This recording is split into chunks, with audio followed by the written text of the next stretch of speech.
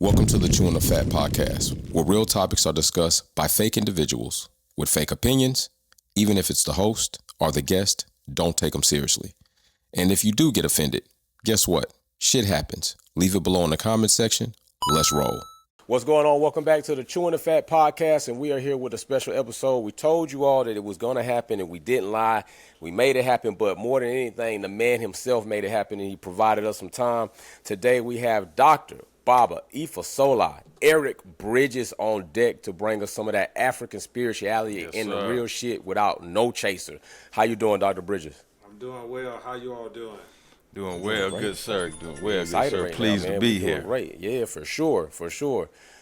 So I'm gonna let you all know most of our format when we have our guests. I don't like things to be scripted, so some of the questions are not sent out. But understand this: no questions asked to put our guests in any compromising situations or be disrespectful. We all about positive enlightenment and trying to grow. So, Dr. Ifa Bridges is gonna be answering questions right off the cuff from a real standpoint.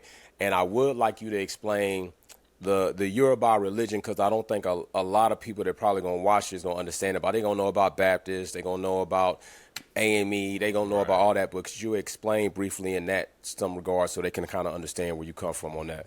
Yeah, I mean, I think that's a good question. So, everybody, a lot of times, so I'm on social media, and then I'm not gonna lie, I recently became a big Beyonce fan. All right. And Beyonce takes a lot of, her and her husband take a lot of flack for their presentations and representations of different aspects of African spirituality. People often ask me if they initiated into the Yoruba traditional religion, which is called, some people call it Ifa.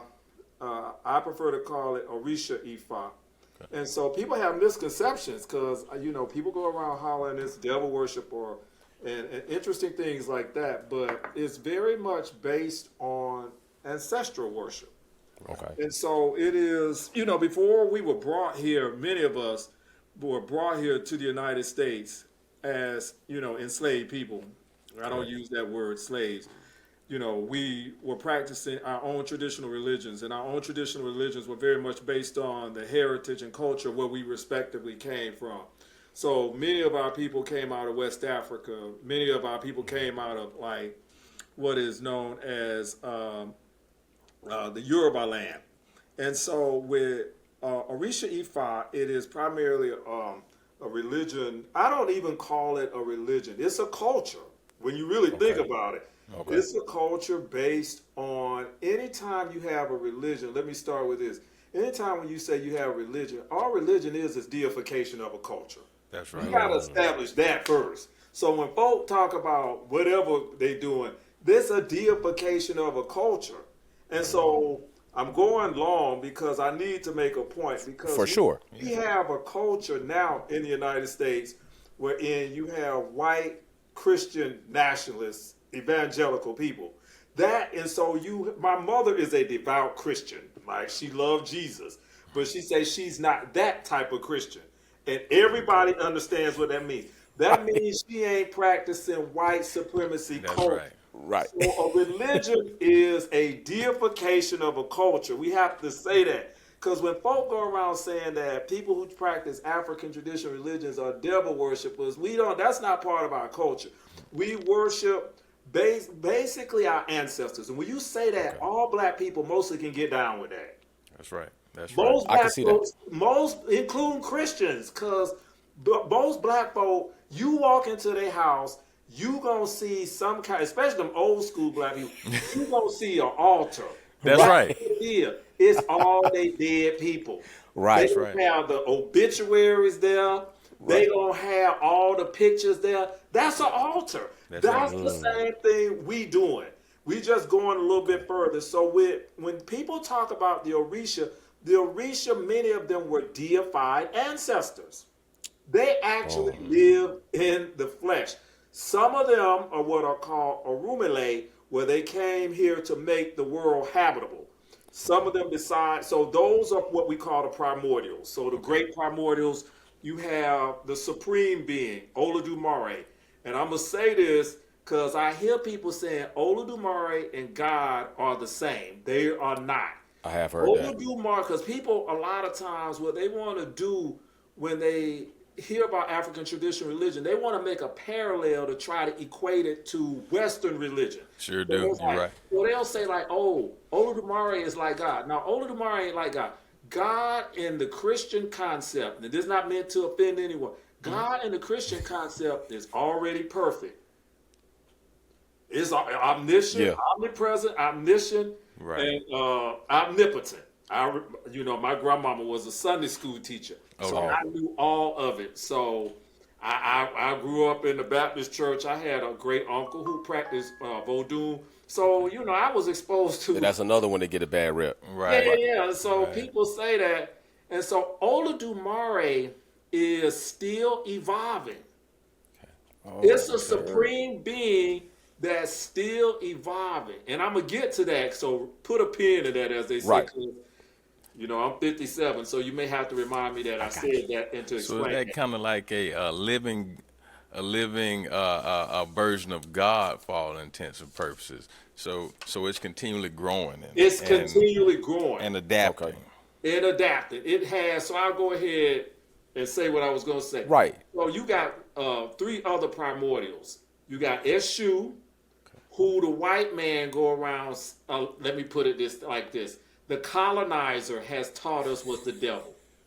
Right. Okay. That's what they say. Eshu, he has the same power as Olodumare. Okay. Okay. The same power. But Eshu gets a bad rap because if you were to divide the universe, so if you had have the universe as a gourd, then Okay. you drew a vertical line to split it in half this way, and then a horizontal line to split it So in we got half. quadrants. So you Right. would have quadrants. On the right hand side, you would have, and hopefully you would have the forces of good. Notice Okay. I put them in quotes. Right. We'll come back to that. On the left hand side, you would have the forces of negativity. I don't Right. really say they evil, and I'm gonna get to that why, because it's a different paradigm. Right down that middle line are those four great primordials I'm getting ready to tell you about. They created everything on the right and everything on the left. Okay. These four beings. So Olodumare, Eshu is on both sides. That's why people go around saying, "Oh, he the devil." He's not the devil. What happens is Eshu is like a cosmic policeman. If you break the rules, you pay. He lets those forces on the left hand side come and deal with you. Okay. Okay. So, Okay. see, people want to, well, the devil made me do. You did it. Right. You did it. So it's about personal responsibility. So Eshu is like, look, I'm neutral. If you do what you're supposed to do, then you get your blessings. You don't do what you're supposed to do, then bam. You get the Does hammer. that mean that stuff don't happen to us even when we do it? Yes, it does. Because Eshu is that factor of chaos. And so in order for us to evolve as spiritual beings, like listen to what I'm saying, you have to work those spiritual muscles. If everything is just peaceful, you ain't gonna evolve. You're not gonna evolve. The little secret is all of us who come here, who decide to incarnate, Right. it's a test. It's called the Iwapuele test. It is the test of character. We decided to come here because we were like, look, when you in heaven, if you haven't come here, you don't spiritually evolve. So you come here, it's a test. If your character is immaculate, and I'm not talking about like if somebody hits you, if somebody hits you, it's bad character if you don't hit them back. See what I'm saying? Right. So, Right. Because you break the balance. It's balance. Right. That's what it is. Right. Right there, it is balance. The universe is predicated on balance. So you got Eshu, who people go around saying he the devil. He's not the devil. He is chaotic because no one can know everything. Then you have Obatala. Obatala, who is known as the father of the white cloth. When we say Orisha, Really, Orisha means Obatala. People go around saying it means something else. That's not what it means. The religion itself is named after Obatala. Olodumare did not shape our bodies. Okay. Obatala did. Okay. Okay. Oh, before I got a question then with you saying that. So I think me and my brother were talking about something in regard to this last time, and I was bringing up a portion in the Bible where it says created them in our in our image. It was more of a image. plural saying. Right. While a lot of the Western teachings try to be like it's one individual God, but in here it's plural more than one time. So is that where this is really going? Is that where this comes from? So I say this. Okay. This is me. This is me. I'm like, all these Western religions are usually predicated on African traditional religions. That's right. Because these religions have been around much longer. So even if you deal with Christianity, in that verse in Genesis, it said, "Let us create them." Us. They talking about it is a group called the Elohim. So even then, it's a collective. Right. And you get into something interesting because when you look at religions, remember I said they deifications of cultures. They really are law systems. Right. That's what they are. Damn. So think about it. Hear what I'm saying. If you practice like white evangelical Christian, and it's one God, Right. one God, and then so religions are reflections of what we do on society. So think about, I'm gonna go somewhere. This Okay. might offend some people because I'm gonna go. Hey, we about that. Let them be. Think about how Trump acts. Right. He act like God because Right. that's where that comes from. It makes perfect sense. Wherein you got a God that don't have to answer to nobody else. You hear what I'm saying? And That's there's strong. You have a group of people on the planet, not all of them. They work like that. We don't Yes. have to answer to nobody because They do. we got people worshiping us. In Orisha culture, even though Obatala is the head of the Orisha, Obatala is known as the first among equals, meaning he ain't better than nobody. They were the ones that decided he was going to lead them. And so he even gets put in check. Checking point. It's one story. It's one of my favorite stories. So you know, Obatala is like an emperor. He got 4 sons. And his sons, they gangster. Right. They kill people because they like, look, our daddy, he ruling everything. We can do anything. So as Chewn and them, they checking it out because they was like, your sons are killers. What you gonna do? And so they have to bring them to jury, trial and jury. And guess who has to decide upon the verdict? The daddy. Oh, daddy. And so they brought the evidence. His sons were seen guilty. They had to be executed. His wife, of course, their mother, she ain't trying to have that. They executed 3 of his sons. She did the spiritual work to protect that last one so that last boy couldn't get killed. Think about it now. So that means that you can't, even when you have a lot of power, you can't be acting any kind of way. Right. That's See, right. You have why to I be say held it's accountable. significant. You have to be held accountable. All the other Orisha, eschew all of them. They gonna hold you accountable. The last one out of that 4 primordials is Ifa. I'm initiated to Ifa. Ifa is the Orisha of divination and wisdom. This is controversial. People will say Ifa is the Orisha of destiny. I don't say that. Okay. Because Ifa is the Orisha that everyone goes to make sure that they're on their path through divination. Because y'all made, like, even if you don't remember, you made a decision before you got here. And so if we were born in our traditional culture, you would go to a Baba, your mother and father would have went to a Babalabo before you were born. Right. And said, just like Michael B. Jordan, somebody asked him how his name came about after Sinners, and he said, my name was given to me by Babalawo. That's what, so when he said that, I was like, oh, snap, which is interesting. Bakari is not a Yoruba name, but his parents went to an Ifa priest and they said they had to give him this name. So that's what you would do. You would do that if your child is in womb, you want to know who this person is.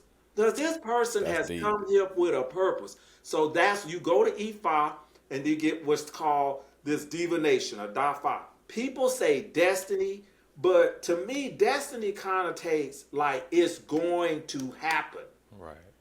That don't you can have what it really is. E5 is telling you your potential. Because say for instance, if it is your destiny in womb, hear what I'm saying. If Right. it's your destiny to die when you get here, like if that's given, and there are some people, that's what they are. They come as abiku.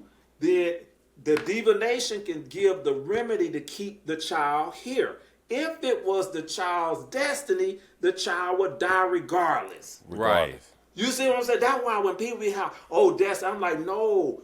So with E5, it is literally about you have a lot of control over your life. Over your path. And so E5, and going back to Olodumare, I know I'm saying a lot. No, this is great. This is great. Olodumare is not like God because Olodumare go to E5 for divination. God don't For guidance. go- God don't You gotta see have what I'm nobody saying? tell. God, Right. God, like I don't need to know nothing. Right. Olodumare says, "Look, I'm still evolving. I need to make sure I'm on my path. The supreme being is doing this. So what does that tell us about all of us? Then think about it. These beings aren't perfect. They're excellent. They make mistakes. Right. But what does that mean for us? We We gonna make make mistakes. mistakes. And so that's it. That's why we like, oh, just because somebody made a mistake, does that mean they cannot evolve if they still no. working? Absolutely not. And so that is why we say it's literally a culture. It's a culture that's predicated on people becoming excellent, their best selves. They're like just living a balanced, good life, a good life with whatever they, over here West, we a little different. In Yoruba land, Right. it's like your best life mean you got money, you got wife, you got children, Right. you become an elder, all those things like that. That's living a good life, That's what it really is. And so Let me ask you this, brother. Go ahead, brother Danny. Brother Eva Solo. A big question based on what you're saying. Even the enlightened ones, they need guidance. They need community to stay on path and to order their steps.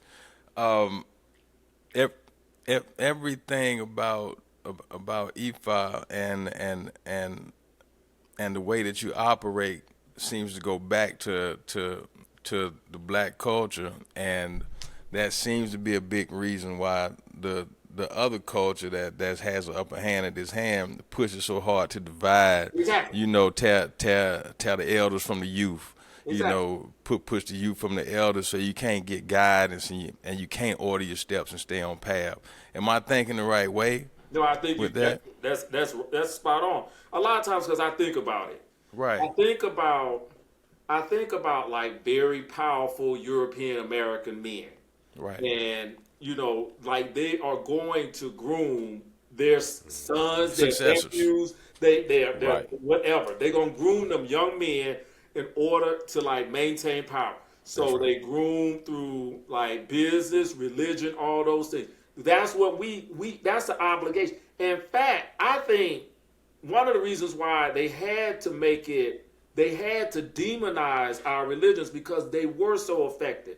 Right. Because if you doing that, then these young boys, they not gonna mistreat no elders because That's right. elders have power. Right. You Yes. see what I'm saying? Like young people be like, okay, they old, but we still got like literally, when I go back to Nigeria, I have to bow before my elders. That's right. Listen, if I was an arrogant, you know what? I'd be like, I got a PhD, I ain't bowing before nobody. I'm around them elders, I have to get flat on the ground. That's right. And so that is humbling. Like Right. that makes, and then I'm gonna tell you how that makes me feel. It makes me feel like I belong. Like literally, like I have to sit at these people's feet, and I have to learn because they have this wisdom. And everybody ain't an elder because it's some old people. True. Right. You Old know what I'm food. saying? Right. But you know who I'm talking about. I do. Right. Because the truth be told, it's some children. Like I heard this one story. So this is the flexibility about eldership.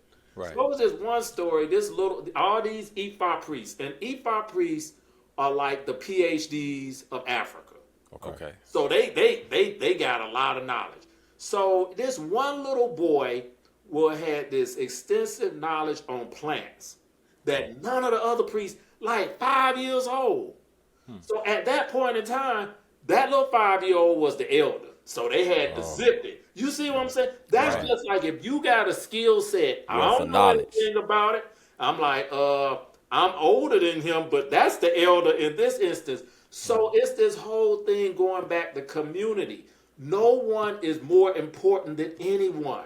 And we all need each other. That's the way the Orisha work. So for instance, when I do what's called Oshe, which is sort of like worship, but I don't say we worship the Orisha, we take care of them. Because the little secret is the Orisha need us just as much as we need them. Right. The Orisha, Can you go deep on that? Yeah, so definitely. they need us just as much as we need them. Right. People say the Orisha are forces of nature.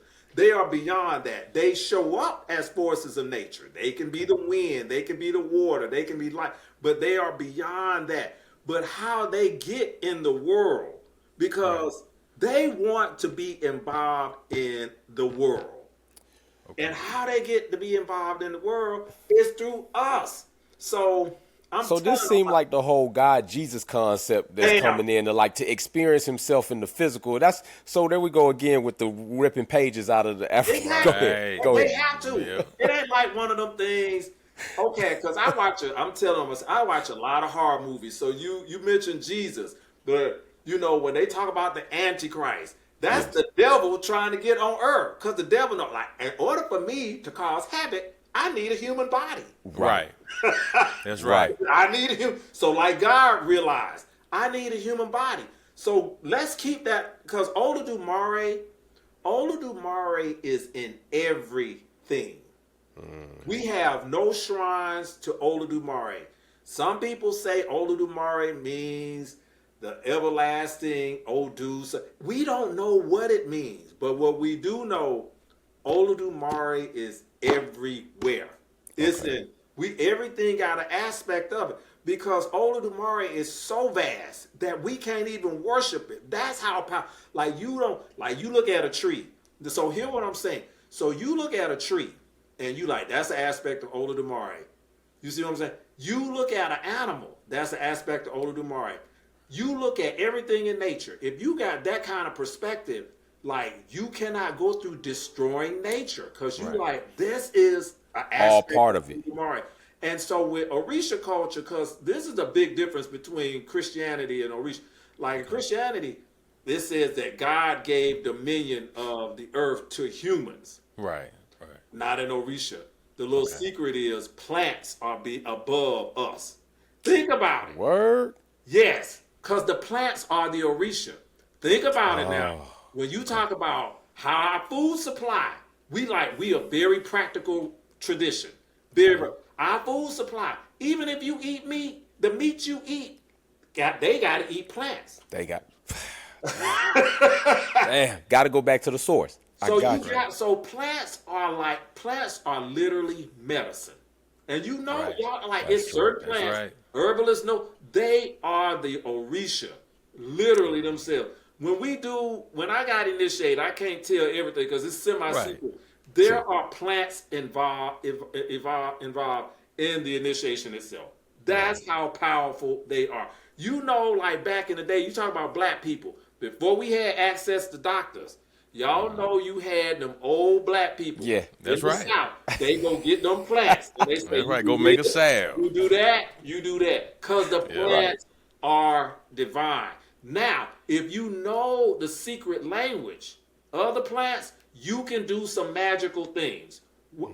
Things that appear to be magical. Right. That's why they had to demonize our culture. Well, let me ask you this, Dr. Bridges, so I can clock this, because I know some people got this question. I know I got this question. Yeah. How in the hell did we get here underneath the foot of Europeans if if our culture, if our people, if our ancestors are so powerful in the beginning and everything, how the hell did we get to this point? What happened between now and then where things just seem like they flipped? Okay, that's a good question. But can I give you Hell yeah, you could. Hell yeah. I think, okay, so a lot of stuff has happened. True Okay. that. But I ask a question like, how come we still here? Shit. You see what I'm saying? Right. With everything they have done to us, and they have done A lot. a Some lot. horrendous He's things. still here. And I remember, to your point, they had to like make us hate the very cultures we came from. Like they had, like, it was a concerted effort. It was like, oh, they like Haiti. When you talk about what they did when they beat the French, and Right. everybody knows about that ceremony that happened. And then so they said that Haiti, what was his name? He just died maybe some years ago. Pat Robertson said the Haitians made a pact with the devil. Talking Sure did about say that. that Vodun ceremony. They didn't make a pact with the devil. They were practicing Vodun. They were using their religion to free them. Anytime black folks use whatever to free them, trust me, the enemy will say is evil. My thing, because I was a child, I'm like, oh, if they saying it's evil, let me explore this, because it looks like what they doing is evil. That's literally how I was. Yes. I'm like, wait a minute. That's why it didn't scare me when they would say, they was like, oh, that religion is evil. And I was like, but y'all doing evil stuff and y'all worship God. So let me go Right. find out like really why. And when I started digging. And so right. it's true, it's been some work. It's the education. Okay. It's that education. And I got a PhD, and I'm telling you, they use the education as warfare. Facts. I believe it. Like you ex-military, I always say this: the biggest psych ops that has been done on us is that education. It is. So- When you not like, it is literally like, think about it. This whole wokeness movement, they don't want you to know who you are, because when you know who you are, they can't control you. Oh, They no. can't. And it ain't about money. Because, see, you could be the poorest person, you could be the poorest group of people in the world, but when you know who you are, you can free yourself. That's right. And when they don't want you, that's why I'm always asking, like, Stu, why you think they don't want you to know your history? They know it because if we knew it, then we would not be in the shape we in. That's why. That is why. But I say this, and I'm a very concrete person. Like, Okay. my partner, she talking about everybody, all my family members, they talk, he very practical. I'm not one of those, stupid. Like, Right. my thing is, I think it is something spiritual with us. Because we should not be here based on everything they did. I think it's ancestral. I'm going to give you an example personally. Like, I've been thinking about this for the past 2 days. And it's really personal. I haven't shared this with anybody except some of my family members. So I was recently like diagnosed with sleep apnea. And it was doing stuff to my body. I would go to my doctor, my numbers would be off. And so I have to now sleep with a CPAP machine. I be telling brothers, like, if they telling you your A1C off, or you got hypertension, and you know you eating right, you exercising, Right. you might want to get tested for Sleep apnea. sleep apnea, because those things can happen. So I had to sleep with a CPAP machine. So I'm telling you this, like years ago, I had a dream that so spiritually, I'm a watery person. I have to say that. I had a dream I was diving in the ocean, and I was going all the way down, and I saw this huge arch gate, and it was this light. So I was like, I'm gonna go through it. It's stunning. I'm gonna swim through it. This voice was like, no. I shot back up to the surface, and I woke up. I was listening to a lecture by one of my mentors, Dr. Wande Abimbola. He was saying in the lecture, so the ocean is known as a locum. That's the orisha of the ocean. And so most of the time it's a female orisha.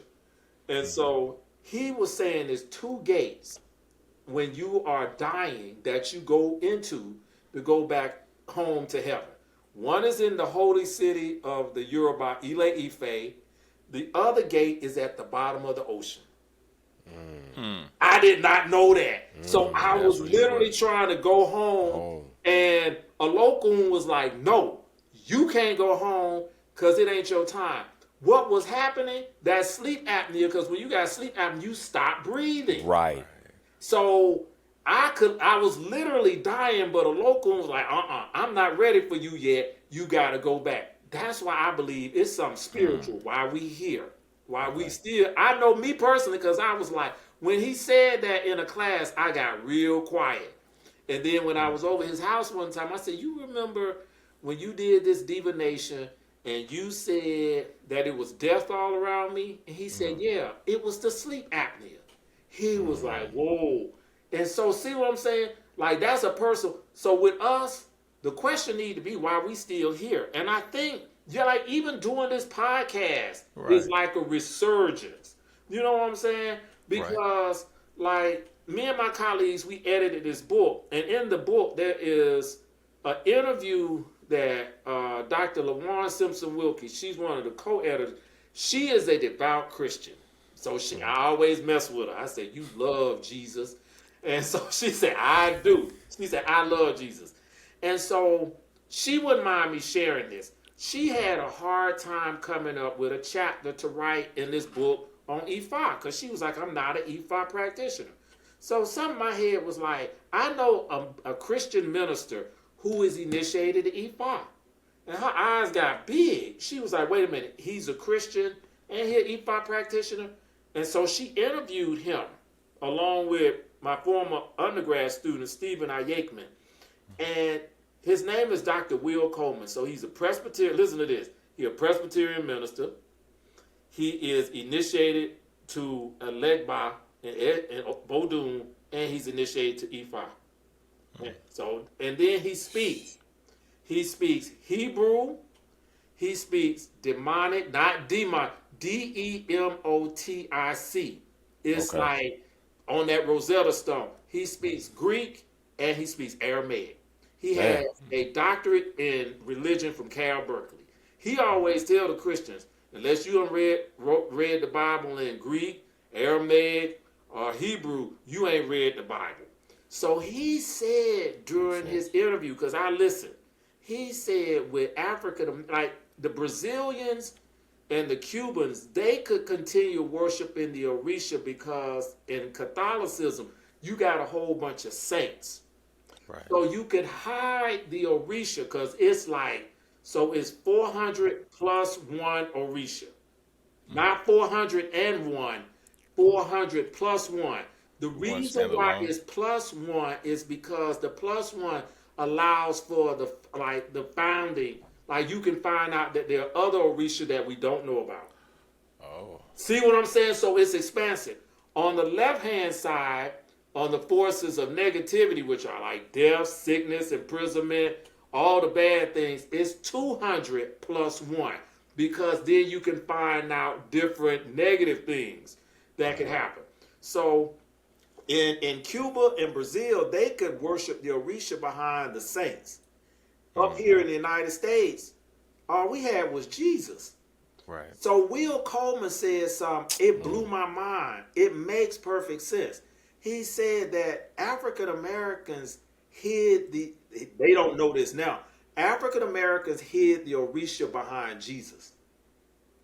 And so, how? So, because I'm initiated to Ifa, listen to this. Right. So I'm going to say something in Yoruba and I'm going to give you a rough translation. And trust me, it's going to be something that I'm sure if you Christian, you have said about Jesus. So it's Arumila, Ifa local, Sheni Ade Lede and Pina Jeju Ogun, Bala Joko, Omo Ire Alaba. Okay. It roughly means like Rumila, the diviner for Olokun. Just like Orumila is more efficacious than medicine. This is crazy. Okay. Who we say that about? Jesus? Right. Jesus is my portion. Jesus is my doctor. And I was like, whoa. So it's just like, because when black people call on Jesus, I've heard it because I grew up in the church and I used to, because I was raised to be a minister, but Okay. I study everything when it comes to religion and psychology. And when I started getting old and I started studying African traditional religion, I was like, black people don't call on Jesus. Like, white people don't call on Jesus the way that black people call on Jesus. No. White people, I ain't never heard white people call on Jesus. No. Never. Never. They don't Never. call on Jesus like At all. They don't like my mama when she need she like Jesus, and I be just like, oh, she's I need it. like these Orisha women worshiping the Orisha when they call. It's the same. It's because that is the lineage, the legacy of the religion. So black folks call on Jesus for everything. Fact. Whereas Right. we call on the Orisha for very specific. That's how when he said that, he was like, oh, they hid the Orisha behind Jesus.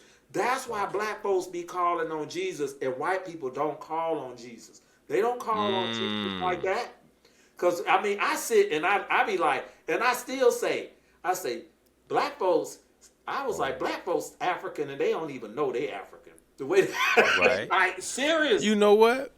That's actually interesting, brother Ipasola, because that's another question I wanted to ask you about the 16 principles of E5. When I was reading through it, it correlates so much to principles in Islam. Principles in the black church. Principles in different religions. The 5%ers. You find pieces in so many different religions that we practice here in America and our community. Is that where they're originally coming from? That's where they're originally coming from. When you talk about, so it's one Odu Ifa, because you got 16 major Odu Ifa. And I remember because when you said the 16 tenets of Ifa, I was like, ooh, it's been a long time since I looked at them. Right. right. I'm telling on myself, I was like, bro, oh my God. But, it's really interesting because, when people forget that the Arabs enslaved the Africans before the Europeans. They sure did. And They so sure did. when I was in college, and everybody used to talk about, well, Islam is the black man's original religion. I was like, no, it's not. I was like, Nope. I'm not trying to get beat up, but no, it's not. The math don't work. I was like, they colonizers too. In fact, so when they came through Africa, and so a lot of the first, it's one Odu Ifa called Otua Meji. Otua Meji. Otua Meji talks extensively about the Muslims. Okay. It talks extensively about the Muslims. So you heard of the country Mali? Yes. Mali means Muslim. That's what it means. Like, it means that, so when the Arabs came through, some of the first people to convert in Yoruba land were the Ifa priests. Like, I got Ghana brothers in Nigeria. They Babalawos and they Muslim. So I'm like, how can I did I think, because it's very, very structured like Ifa. Okay. Like Islam, I maintain this. I believe Islam has borrowed extensively from Ifa.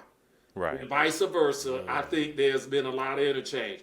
Because the reason why it was so easy for many Ifa priests to become, because if you're a practicing Muslim, you got to wake up before dawn and you got to pray. You That's gotta right. pray 5 times a day. Right. Ifa priests discipline like that too. Like you got to be on top of it. So that's why it was so easy for like the Ifa priests to convert, because they was like, oh well, we was they call it Islam, they call it Allah. But yeah, I think Islam for a short answer, I think Islam borrowed extensively from Ifa. And then I say, some of my contemporary Ifa priests would probably have it, but Ifa probably borrowed some things from Islam as well. Because Ifa, I'm gonna tell you, like, so now in contemporary Ifa, like one of the things, so they have what's called, Elays. And so they'll have Ifa temple. Okay. And that, I don't think that's been done historically. It's like church. Right. Like they will Right. read a verse of Ephah, because before how you learn Ephah, it was like it was family. Like so, Okay. say you my son, and I'm an Ephah Right. priest. You didn't go to temple. How you would learn Ephah? You would see your father wake up every morning at 4, go out in the woods, get them plants. You might walk with me while I'm doing it, and then I might tell you some verses that have been passed down through our lineage, and I'll be telling you, shh, don't tell nobody this because this stuff is powerful. Then you sit and you watch me all day do my work. That's how you learn Ephah. Huh. But now the contemporary world, folk go to school, they got job. So how they learning E5? Because they not apprenticing, like that. Because in order for you to become a good E5 priest, you start at age 5. What? 5. 5. And I'm telling you, bro, I got a PhD from a good white school. Right. Right. Right. Studying E5 is harder. Damn. It's much harder. Like you talking about over 204,000 verses of Ephah. 204,000. 204,000 over. That's how many verses. The only being that has learned all those verses was Orumila himself, or who they call Ephah. Some of the Right. verses. So this is how proprietary it can be. So remember, like I said, if you my son, so some of those verses can change reality. So one of my mentors told me, who is a very powerful Ephah priest, said that Harvard University offered him millions of dollars. He is the spokesperson for Ephah. He's 92. Offered him millions of dollars for all his verses of Ephah. He will not give it to him because all they're going to do is put it in a database. Right. And they're going to sell it to the highest bidders because some of those verses can change reality. My mother, when I got initiated, it was some time after I got initiated, she called me and she said, why are we in the predicament that we're in as a people when people like you got that kind of power you have? I said, what are you talking about? She said, I'm your mother. She said, I can feel the spiritual power around you. She said, why are black people suffering? I say black people suffering because a lot of Ephah priests are greedy and they stingy. And so they not doing it based on protecting black people. They doing it based on protecting themselves. So some Ephah priests are very conservative. So if you my son and I love you and I don't watch you, because even if I got 10 sons, I mean, Right. I ain't gonna tell none of them rest of them because them Joe. But I see you and I'm like, this one here, I think is discipline. So I pull you to the side and I swear you to secrecy and I tell you all of the verses that can make you extremely powerful before I die. I tell you, don't tell anyone, like even your own children. Vet your own children. Don't just because they're your children, don't mean you just be going. If you see somebody in the community who is not your biological child, but you see them like, this is the one I'm gonna tell.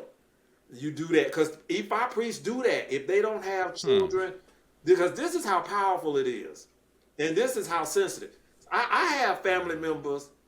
They know exactly what I do. They don't ask me nothing, and I get really hurt because I'm just like, damn, I might die with all this information, and nobody has said, "Can you teach me?" Now I have a granddaughter now who is just turned 5, and so she might be interested because she'll come over and she start looking like when I do work. So I might tell her and her mother. But you see what I'm saying? Because we can't proselytize like Christianity and Islam. We don't go around saying, oh, you need to convert, because we leave that up to be a choice. So we don't throw what we know. No, well, you hit on something real solid. So when you were speaking of the selectiveness and the vetting process of passing down the knowledge, is that where we went wrong as a people, and where Ephah went wrong of passing that knowledge to the wrong culture? So you caught it. Me myself personally. So it's a yes and no question. I say yes because we based on orality. Like it's passed down. I think I think on one hand, it made us mentally strong. I mean, just Okay. remembering that you got to remember all these verses. Like, That's right. so mentally, like I see young brothers and sisters in Nigeria who study E5. Like, I got a student, I cannot call his name. He's an honor student. He is from Benin. He studies computer science at Clayton State. He came in my office and he said, Doc, you are E5 priest? And I said, yeah. So he said, can you teach me E5? So I was like, and he said, I'm initiated to E5 through the Vodun system, but no one teaches me. He said, my grandfather, he said, my parents divorced when I was young. My dad's side, they practice Vodun. My mother is Christian. My mother's people raised me. They never taught me E5. So I told my dad that the honors director was an E5 priest. He said, get him to teach you E5. And so, you know, and so it is a oral tradition. Okay. And this kid here, when I tell you, this is what he told me. He said, you know how you said E5 is harder to learn to get a PhD? Before he came to the United States, he had never studied computer science. Just declared a major in computer science. It come to him like that. It comes to him like that because he's initiated to E5. Like it does something. I'm not gonna lie. This gonna sound esoteric. It does something to your mind. It Well, does. see, you Like, said like what you mean, something. like unlock it, the potential, or Yeah, it unlocks it. Cause I remember one okay. time I was teaching a class, and you know my personality, man. Cause Oh I yeah, if you ain't with this serious shit, get out. and I'm gonna say whatever. I'm gonna say whatever. But one Hell time yeah. I I started. I didn't notice it, but when I was finished, I was really tired. These two brothers came up to me. They was like, "That was really scary." So I was like, "What are you talking about?" They was like, "You sounded like a computer. Like the information was just going." They was like, "You weren't your usual, gregarious, funny self. It went. It like a bulb went off and information just started flowing out of you, and everybody was looking, and you did not miss a beat." And I was like, yeah, maybe that's why I'm so tired. It was like, yeah, because you talked straight for 40 minutes, bro. So it will unlock that when you start Damn. studying. That's how powerful it is. So to your point, I think, yeah, us being not writing it down. So now it's incumbent because I'm going to tell you one of the heartbreaking things. And so one of my colleagues who's a professor at Howard, he's a lawyer and a philosopher. His name is Kola Abimbola. His father is the spokesperson for EFA. He's been an EFA priest for over 40 years. So he started a project where we go around the world and collect as many EFA verses as possible because all these elders are dying Right. with this knowledge. Right. And so I'm telling you, because the white man, they want it. Right. Right. They Hitler want been that right. They it. always been trying to collect it. Exactly. Let me ask you this, and you hit on something big about the knowledge being unlocked. Is it and I'm sure you can connect the dots once I lay it out. If you have to be vetted while you're in the womb to know who you are and what you're gonna become on this plane and what you have the potential to become. Once those elders lay hands on your mother's womb and they're able to tell who you are, is that saying that EFI knowledge is embedded in you? Now you must take the path for it to unlock throughout your lifetime. Is that how this works? Okay. So that's scary because so it's a trend now. I'm gonna say this, and this not to be elitist. It's like a Right. trend that everybody want to be initiated. Everybody, I Uh, don't think need to be initiated. Like No. everybody don't need to be a preacher. I mean, No. right. because I'm No. like, if that was the case, because people who are Christians, Jews, and Muslim, you don't hear a whole bunch. I want to be a preacher. I want to be. I want to be a imam. I want to be a rabbi. They just want to be good Christian Jews. So I feel that way about Orisha. But over here, I get it because it's status. But Right. to your point, this reason why I say it's scary as a psychologist, one of my lineages is Igbo. On my mother's side, it's a lot of people who are Igbo ancestry. And one of my mentors, Akayele Umoja, who was the former chair of the Department of Africana Studies at Georgia State, he wrote this book called We Will Shoot Back. There we go. Read that. There we go. Read that. There we go. Read that. And he's an Ifa priest. You see what I'm saying? And so he's my mentor. So he always used to tell, because I study a lot of Igbo cosmology. It comes easy to me. Like my elders, I'm kind of like Jared would tell you, I'm a heretic. Cause I'm gonna be respectful and bow, but I'm kind of rebellious. And my Right, elders in rebellious. Nigeria, they know that. They be slapping my hand. I be like, dang, bro. And so I'm the rebellious one. So I was like, I'm gonna start studying Igbo cosmology. And it started coming natural because it's ancestral. And so I was studying Igbo cosmology, and it was this whole thing about if you are meant to be what's called a dibia, which is the equivalent of sort of like an Ifa priest in Yoruba land. Like, and you don't do it. Like if it comes out. So say for instance, I do a reading for both of y'all. And I was like, well, y'all really need to get initiated to Ifa. Right. And you was like, I don't want to do it. And my thing is, like, I'm not one of those people like, if people say they don't want to do it, I'm not going to force you to do it. I'm just going to tell you. But for some people, it is in their ancestral line. And if they don't do it, and then they don't do a special spiritual divorce to divorce themselves from that energy, it can cause psychosis. Mm-hmm. It's not as if the diva, like Ifa, is punishing you. It's like you got this gift. And I don't use that word often because folks be wanting to feel special. But some people do have a gift. Right. They do. Like I can tell, some people I can be like, And then I look at their life. And case in point, I had a student at Clayton State. Right. And my department chair, she used to get on, a white woman, she really is cool people, but she used to get on my nerve. Because all of the brothers who were like, you know, they were in the street. I'ma just say it. Right. She would send them to me. I'm like, I'm middle class. I had 2 parents, bro. Right. What this got to do with me? I was offended because I was like, this is racist. Right. These brothers, I'm going to call it, they street brothers, and they were doing street things. But I give them credit because they were in school. So she would be like, no, you the only one that can talk to them. And I was like, I don't come from that world. What are you expecting me to say?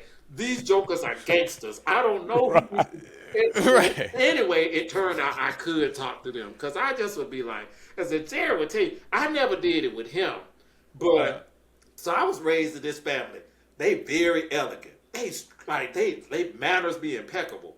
Right. But behind closed doors, they will cuss you out. Off chain. That's me. So I would see these brothers, they would be messing up. I was like, could you come to my office after class? And they be like, for what? I said, just come. And that closed door. They're going to get a verbal lashing. I'm a cuss and all of this. Right. I'm going to tell Dr. McCarty, that was my department. I said, tell her all I'm going to do is lie. I just said that, bro. And so that's why. So she said, that's why I tell them, because you just as gangster as they are. So it was this one kid, she told me, she said, I want you to mentor him. And I believe this white woman had a gift. A spiritual gift. She could see stuff. Because I was like, I ain't finna mentor nobody. I ain't got no time for it. And then, so she said, I put him in your class. So I was like, in which class? I said, which class you put him in? Your psychology and Africana experience class. I said, y'all white people get on my nerve. You just doing stuff. You ain't asked me shit. That's exactly right. So the first day of class, I have my back to the door. And it's like 40 students in there. This brother come in. He my height. I'm like 5'9". He weighing about 155 with locks. I can feel his energy. Like I can feel it. And I got mad. Because I was like, and he eyeballed me the entire class. He was like, So I was like, I'm gonna have to have words with him because y'all know y'all black men, somebody Right. eyeballing you. Right. What's happening? What we What's doing? up? Even though I got a PhD, I was like, why is he eyeballing me? Why you doing? So he came up to me. So I said, I didn't even have to tell him to come up to me out of class. He came straight up. He like shot up to me. He said, you do martial arts, yoga, or something like that? So I said, why you ask? I said, I do yoga. He said, yeah, I can feel your spiritual energy. I said, yeah, I could feel when you came in. He said, yeah, Dr. McCarty put me in this class. I said, oh, you're the one. So he was like, Okay. yeah, bro. I said, I'm gonna need you to tone this down. Like, yeah, Right. bro. Right. So Right. we got to be like, he became like my little mentee, almost like a son to me. This little brother was a third-degree black belt in Hapkido. Like when you would see him, like I said, he 5'9", 155, soaking wet with locks. The little It's a girls sleeper. liked him because Yeah. he looked like an even better looking version of Tupac. Because even I was like, damn, this boy is beautiful, bro. Right. But anyway, he was a killing machine. Right. You Right. never see it. But he was so, when you got past all of that roughness, his spirit was so beautiful. Like I became very protective of him. Like he'd come to my office and he would tell me things, and I would just be like one time he said to me, he said, yeah, you know, I do these fight clubs up in Buckhead. So I was like, what are you talking about? He said, rich white folks, they like to see black men fight. Oh, it's the old And I slave said, mentality. so, Yeah. I said, that stuff really happened? He said, yeah. I said, I don't want you doing that. I said, well, because he said they have to sign a waiver that if they get Right. killed, then they're not going to go. So I didn't know nothing like that happened. And so when he was telling me this, and he was like, but I need the money. I said, but, so I ain't called his name. But I was like, bro, you making plenty of money. You dealing drugs out of your mama's house. You got a Right. whole hydroponic farm. What you need Right. to be doing these fight clubs for? I was like, I don't like it. I don't like it. I said, I need you to stop. He was like, well, I ain't gonna stop. So I was like, and I don't get into zodiac signs much. I'm an Aquarius. He was one, so he just Right. rebellious. So it's full conflicting. Yeah, so we just up there looking at each other, staring, because I'm his professor. I want to hit him, but I can't do nothing. Right. But anyway, he told me this story once. It blew my mind. He said, this was a long time ago. He was in one of them movie stores with his girlfriend. Right. And this big, tall brother came in and was flirting with his girlfriend. So he went up to the dude. So the dude must have been like 6'2", 6'3". He 5'9", 155. He said, man, this is my girlfriend. He said, I don't care. Right. My student said, wrong answer. And he start beating him. So I was like, so you just start beating the dude, bro. He was like, yeah, he said the wrong thing. He said, I don't care. So I was like, well, okay, wrong answer. And Right. so he beat the dude to a pulp. And then he straddles his chest and starts beating. The dude is laughing. The dude laughing. And my student said, man, it scared me because while I'm beating him, he laughed. His blood coming out of his mouth, his nose. He's laughing as I'm beating him up. And he said, yeah, you know, you beat me up physically, but I got something for you. So for 2 years straight, every Friday night going into Saturday morning, it would be this entity that would come and visit him. What's the rating on this podcast? We got a whole disclaimer at the beginning, say if you get your damn feelings hurt, so what? Shit happens. So we good. I say that because Yeah. so he's asking me. So at first, because I think he thought I was going to be shot, I just kept typing. So I said, Right. So he said, yeah, the spirit, it's a female spirit. It has sex with me. Okay. He was like, I sleep naked, and when I can feel something straddle me, and I know it's a female. And he was like, I'm scared, but I'm kind of looking forward to it. So I said, it's called a succubus. He said, see, I knew you would know what the shit was. That's exactly so I was like, so At first, I ain't gonna lie, I didn't believe it. Right. Because my Western mind was like, and I knew some psychosis was in his family. Got you. Okay. Like he had some relatives that were geniuses, and they were in the mental like facilities for Right, schizophrenia. facility. For schizophrenia, so I was like, so Could he be some of looked at that. me. He was like, "You don't believe me?" I said, "Honestly, I don't." I was like, "Bro, I don't." So he and I used to work out together. So he used to teach me Hapkido, and we used to run. So he came to my office one day. He said, "Yeah, I was running this morning, and this red Corvette drove past me, and the windows rolled down, and it was the dude I beat up years ago." Oh, snap. So the dude looked at me and said, "How did you like that little gift I was sending you every Friday night?" Damn. So my mouth dropped. I said, so he said, "You believe me now?" I said, "Oh, shit." I said, "You lying." He said, "So you believe me now?" I said, "Yeah." The dude turned out that the dude was also a drug dealer who was going to a Vodun priest. So he was like, "Yeah, my student beat him up, but he went to a priest and had him do Right. some stuff." So I asked my student, so he was like, he said, "I'm gonna kill him."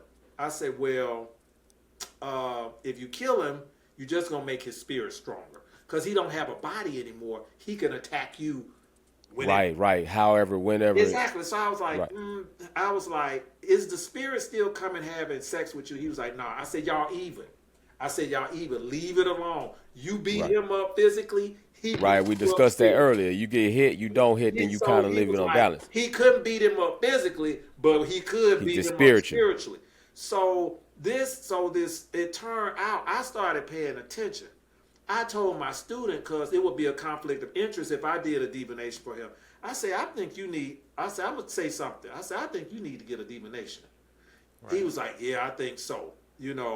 And so I sent him to another Ephah priest, and the Ephah priest told him that he had the gift. He said, "You got to get initiated. That psychosis in your family, that schizophrenia, the reason why it's there is because you come from a long line of Ephah priests, and none of y'all have gotten initiated." None of them got initiated. And so to your point, yeah, some people it is like, so how I start paying attention as a priest, like if I'm doing a divination and it's coming up psychosis, like people hearing stuff, seeing stuff, I'm going to check to see if because it could be they need to get initiated to Ephah or they need to get initiated to the Ancestral Society. Because it may be something spiritual going on.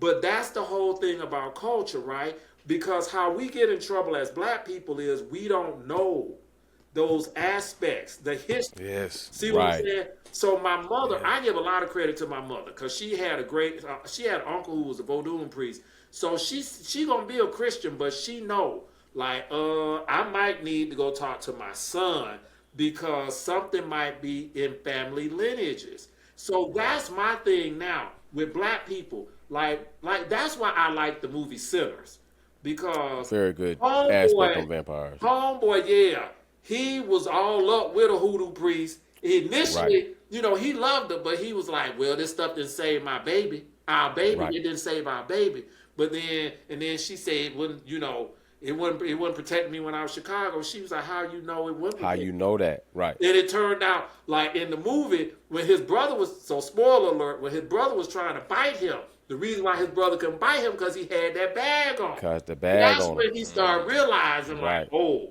she know what she doing.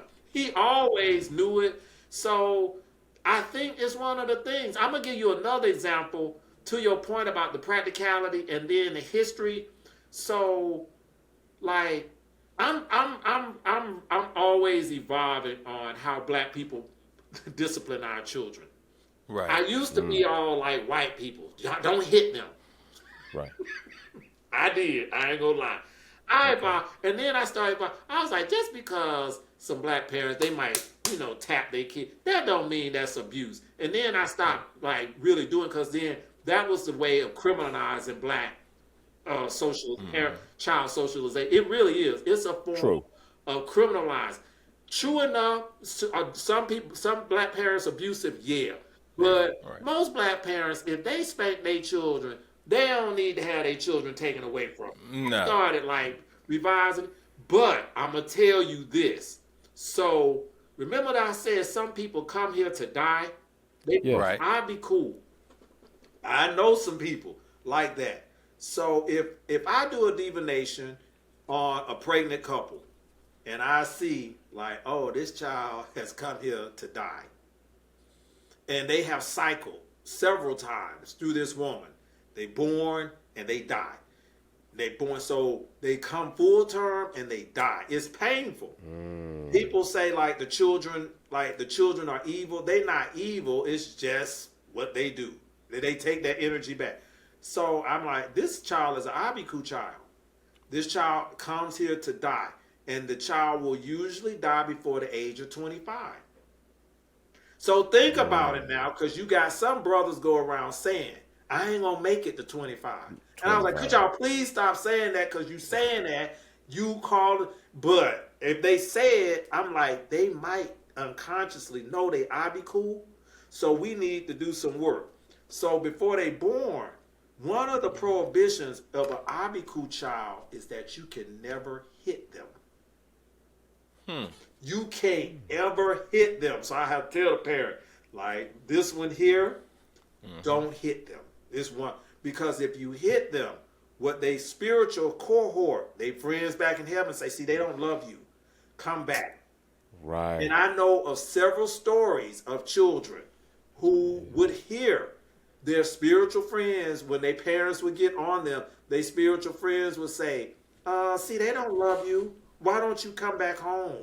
And so if you hit an Abiku child, like, you got to find other ways to discipline them, because if you hit them, they'll be like, oh, and then they're going to do some things. You encouraging that side. So let me ask you this question as we round on like third base on something for real, because all this kind of brings me about. My wife asked me, and I kind of felt like you might be the better person to answer this in a more elaborate, descriptive way.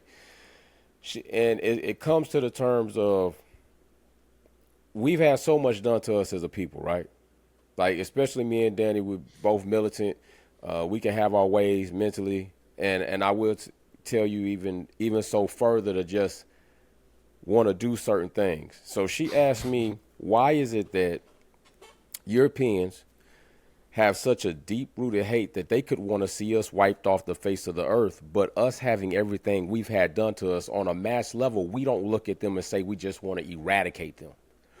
What keeps us on a bigger level from just wanting to eradicate another race? So one of the people who I really used to, when I was in college, who I really used to admire, my boss, I think, used to hate it because she wrote this book called The ISIS Papers. Dr. Francis Creswell saying. Yeah. So Oh, my God. So I used to hear her lectures all the time because she was explaining stuff like I had the questions about, because I was like, why do white people hate us so much? Like, what is it? What have we? And I was like, I've always had one of those minds. I just had to, like, you give me a surface answer. Like, I don't even like chit chat, because I was like, that's fake.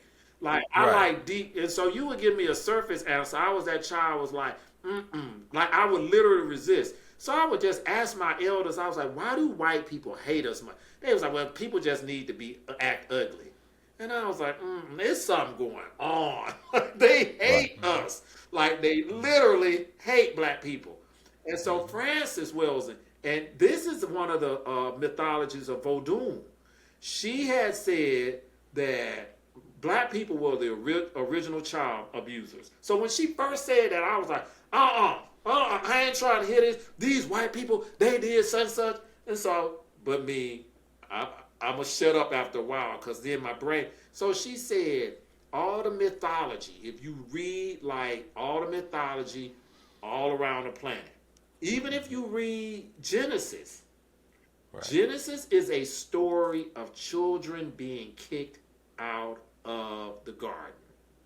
Right. And so the garden is Africa. Yes. And so Adam and Eve, they up in there, it's lovely. Then all of a sudden the snake comes. We're gonna come back to the snake, because the snake is revered in most African cultures. The snake is not demonized in African culture like it is in European culture. European culture. It's not.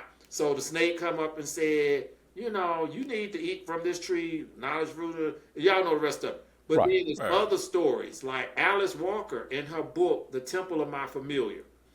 And I read that one when I was a teenager. And so it's this black woman in Paris with locks. She's talking to this white man, and she asked the very question you asked. He was like, no, he asked, he was like, why do we hate you all so much? And the black woman told her this story, this mythology of Africa. It said that there was this little boy every morning before he woke up, that his mother, before he would go outside and play, his mother would put this lotion on his skin. None of the other children, their mothers did that. And so in the village, they had a sacred creature that was called a familiar. It was like a little god. It was a snake, bird, and lizard. And nobody could touch it. And so one day the little boy, he goes outside and he picks it up and he inadvertently kills it. He didn't mean to, he did it. So the elders in the village had to meet and they had to decide what they were going to do with him. So they voted to exile him. So of course, he ain't happy. His mother's not happy. That's her only child. She's crying. She's packing a knapsack. And he was like, I didn't mean to do it. And she was like, but you gotta go. So she's packing his knapsack. And she says, in the morning before the sun comes up, you have to put this ointment on your skin. And then you walk across the desert. You're going to meet other people who look like you. Follow them. They're going to a place that's really cold. That's the story. That's the story the cable Of told. the white. And being led. And Vodun is something serious, so something similar. So when you look at all the mythologies, like white people are, I'm gonna say this, some of them will get mad. They are our children. That's why we don't be going around. We know they hate us, but if that's like you got a child, you know, you put out the house. Like this little brat got to go. Right. That little child come back and say, you know what? Damn, I do love them, but I hate them at the same time. And I'm going to make them pay. And that's what they did. Now, Francis used to say, we need to tell them to stop, which they do, because after a while, you done apologize and said, look, okay, we was wrong for kicking y'all out of Africa. In Vodun, the story is a little different. In Vodun, it was two twin brothers. They were identical twins. They got into a argument. The supreme being struck down the land between them and divided them. The offending brother was cast out and went to a place really cold. That was the father of the white people. See what I'm saying? See all this. When I was in grad school, I remember because I went to UGA, and you know that's lily white. Right. Oh my God. It is. She was like, we mad at you all. I was like, for what? I was like, we need to be mad at you. She said, it's something y'all did to us tens of thousands of years ago. We have forgotten, but we know we related to y'all. That's exactly what she said. Damn. I was. So let me ask you she this. said, it's a feeling. Like she was crying. She was like, it's a feeling. You all like did something to us. And we are related to you all, but we are mad at y'all. And I just got quiet and I just thought about all those legends. I think that's why they do what they do. We need to tell them, nah, you ain't gonna do it no more. Cause like I firmly believe this. We like the parents on the planet. And some white folks, they be wanting, like I talk to them, they be saying, we wish black people would tell us to get our act together. Cause they off the chain. They are. Like black folks need to say, y'all need to stop. All right, do this. Because once you start standing up, they will stop. They literally will. That is you general know, and so it's that's what it is. I say it's a big family fight on planet Earth. Planet Earth. What you got, brother Dan? So are they? So are they using some bastardized version of the Orisha? I think they have their own. I think they have their own spiritual traditions. I think that's where, you know. But they appear not to have spirit. Huh? You know, they appear to be soulless, a soulless type of people. You sound like one of my site supervisors, but I'm gonna tell you this. So this person, when I got initiated the first time to Yemonja, so all my life, like I was always militant. Very. I came out like I didn't like white. I did not like the color white. I did. Except I just wanted to have white hair when I got old. Because I thought dark skinned Dark skin with I thought dark skinned dudes with white hair looked really good good. with the snow. I got Let's play it. Let's play it. And then I knew some dudes with white hair and they were still muscular. I was like, dang, that's what I want that's to look. But right. That's the Right. that's the only white I want. But anything else white, we had a white dog. I couldn't stand it, man. Hate him. Hate My him. Get mama out of here. said- She said you was an easygoing baby until bath time because I used to try to bathe you with Put you in Irish the soap. soap. My mom That white soap. My mama said your child don't like white. Then she said, "What are you talking about?" She said, "You bathing him with that white soap. He don't like white. You got to go get dyed." So that's how militant I was. And so, but it was strange. Right. White women always took care of me. And I knew it was something spiritual. Because I would be like, literally in class, y'all the devil. I would say it. They the devil. And the white women be like, we just love him. And my homeboys would be like, there's something weird going on. I can Right. get anywhere, anything from white women. I got Right, initiated to Yemoja. The diviner said white women will always bless you. I was like, no, I need to clarify. White witches will always bless you. Damn. Is I that was because They like, then see I it. started thinking about all the white women. Like I'm like all of them were witches. Right. Every last single one of them. Now let's clarify why the difference is imperative right there. Witches versus just the white women, the white witches. Just you know, drive that home. So what it when is. I used to do forensic psychology. I used to interview people who applied for disability, and the other black psychologists would take bets. If it was a white woman coming in, and if I was seeing them, they knew that the white women worship nature. They were Wiccans. That's what they knew. They would be taking money, and so because they knew my spiritual energy. White women who worship nature, them tree huggers, all Right. that stuff. They knew. So I would just, when you were interviewing them, you asked, do you have a spiritual belief system? And the white women would be like, well, I worship nature. I said, oh, you Wiccan. And they would be like, oh, you know. I said, yeah, I know. And then I'll put down, woman is Wiccan. And then she would leave, all the other psychologists would say, was she a witch? I was like, she's a witch. And so I think if you think about the Spanish Inquisition where they burnt women Right. because those women had learned things because brothers ain't finna travel nowhere in Europe without their women. So the Moors went into Spain and gave them civilization. Their wives taught white women their things too. So I think certain white people, I think they do. I think Some of I them. think some of them are witches and wizards. I really do. Small For a fact. percentage. I think I'm gonna tell you something, and I do believe it's true. So there was this Okay. white priest. He was initiated to Oya. His name. He wrote a book called De Logun. I think his name was Ochani Lili, and he would get on social media. He would just be saying anything. Like he would tell too many secrets. Even me, Right. because I was like, I stay out of white folks' war, but I was like, this white boy, he gonna get killed. Because he would just run his mouth. And then he was openly gay. So in Cuban culture, you can't, if you openly gay, you can't get initiated to E5. Because he had made a post was like, if I get my hand on that upon E5, I could rule the universe. And then in my head, I was like, see, that's why he don't need to be initiated to E5. Not because he gay, but he want to be The intentions. His spirit ain't But he right. said something one time, and he had a huge following. He said that this was prior to Trump getting elected the first time. I will never forget. He made a post. He said that there's going to be some dark times ahead of us, extremely dark.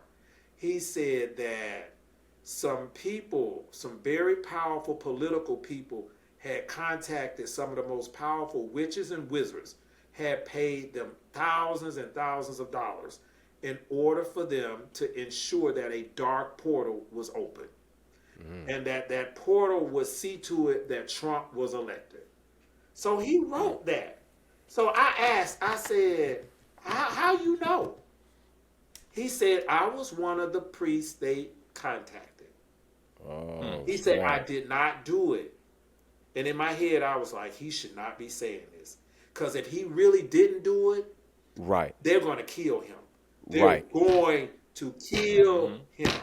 So that was that summer, that like October, he had put on Facebook that he was going to have surgery on his shoulder. So I didn't think nothing about it. I was like, oh, he gonna have surgery on his shoulder. So he has, but then in November, his estate was saying that he was in hospice. Oh, That he had brain cancer and that he wasn't gonna live. So I said, wait a minute. I said, your homeboy had shoulder surgery. I'm not understanding Right. how he done died. So us Orisha people, we talk. So Okay. I started asking around, not on social media, but I started asking around these. I said, what's happening with him? He went in, he posted on social media he was gonna have shoulder surgery. Next thing you know, he in hospice. They said that estate of his that's publishing the stuff on Facebook, they're the ones, the other witches and wizards that's killing him. Damn. Because they were part of that. Damn. So I think what I'm saying is, I think some of these white people have opened up a dark portal. That makes sense. And they don't know, because when you do that stuff, you gotta be careful. Like you, Right. You don't know what's coming through. because like one of the things is when I got initiated, one of my taboos is I cannot curse people, because if I do, it'll come true. So if I'm mad at somebody, like literally, I'll be like, I got to get away from, because I'll be thinking like, oh, these people need to die, and so I don't want to do that because that stuff gonna come back on me. So when you That's what I was gonna ask you. When you start playing with them forces, like so I always tell, because I can sense it. Like over there in Little 5 Points, I remember I walked into a store. I'm not gonna call the name of it. This white woman, she was working there. She was following me around. It wasn't like, so I turned to her. I was like, remember who you served. So my homeboy was like, what in the world? She bagged off. I said, these white witches get on my nerve. They better recognize some people. The reason why I don't curse people, because my energy tends to go towards the dark side. So I was like, when she was following me around, I was like, see, I try to stay in the light, but this heifer here, she finna make. So I said, remember who you worship and remember who you serve. Right. Then she bagged off. So that's why I don't play with that stuff, because when you open up, like my mother called me some weeks ago. She said, have you been opening up dark portals? And I was it wasn't intentional, but people were making me mad, like really angry. And so I wasn't being able to control it. Your mama can feel stuff. She said, I need you to stop it, because, and I think that's what these white people have done. I do. I think they open this stuff up. I don't, like some of them try to get initiated to Ifa, other African tradition religion, but they got their own traditions. They have their own traditions that they use. And, that's why, like that stuff with Harry Potter and that stuff is real. Like they got it. Right. Because I can tell, I'm going to tell you, I can sense who is a white witch or wizard, because they always love to come talk to me. Always. If they up in my face knowing how I feel. I was like, oh, okay, I know who you are. And then if they start advancing my career, I'm like, oh, okay. So yeah, that's what they doing it. I'm telling you, because people be going around saying, "Oh, I'm spiritual." That could mean anything. Right. Good What and spirit? spiritual. You can be evil and spiritual. Right. I mean nothing. Right. So as we get ready to close down, Dr. Bridges, I wanna ask you if you would mind coming back again. Of For course, us because y'all to easy sit to down. talk to. Right. Thank you. I appreciate, because we want to have more of these robust conversations to get this information out there to just start spiking off people's mindsets in a different way. A lot of people are locked in just the 9 to 5, get up, go to sleep.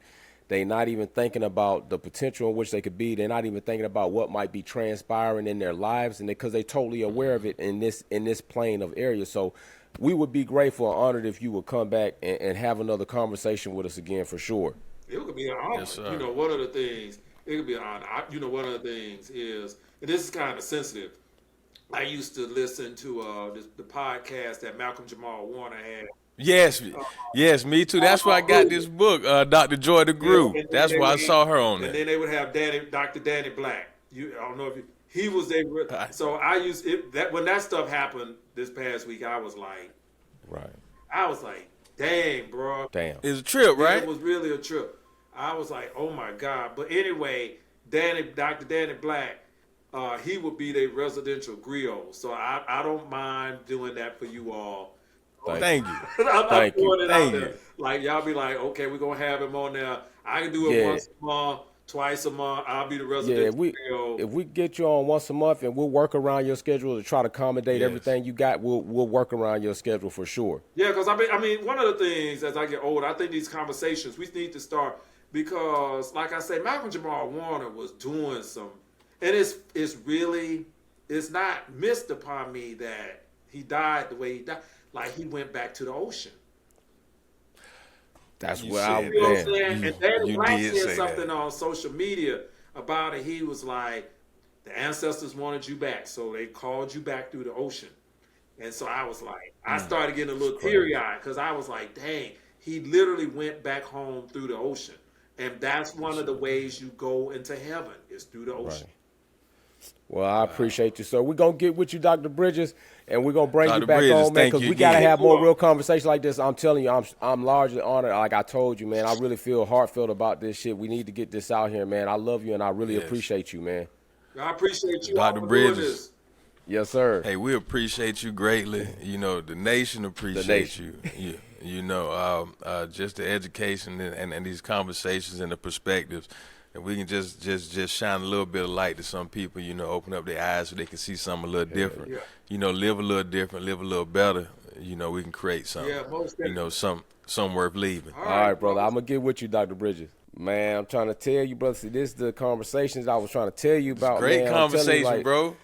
Hey, Dr. Bridges on. Hey, that's He's strong. yeah, He's strong. Bro. He's strong, all day bro. long, He's strong. man. And so I'm just hoping that, Nation, I'm just hoping that y'all can appreciate this. Some of you all gonna dismiss it because you still probably blocked. You still probably blocked in your life, and there's probably a lot of things going in your life where you letting it block you.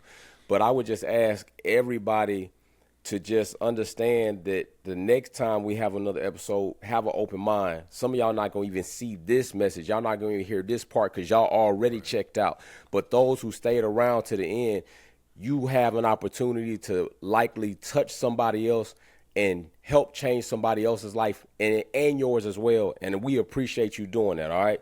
That's it. That's Brother it. Danny, We like just we say, connecting the dots. connecting the dots. We just trying to connect them. We all trying to work together, and you are part of that. So like, comment, subscribe, share the content.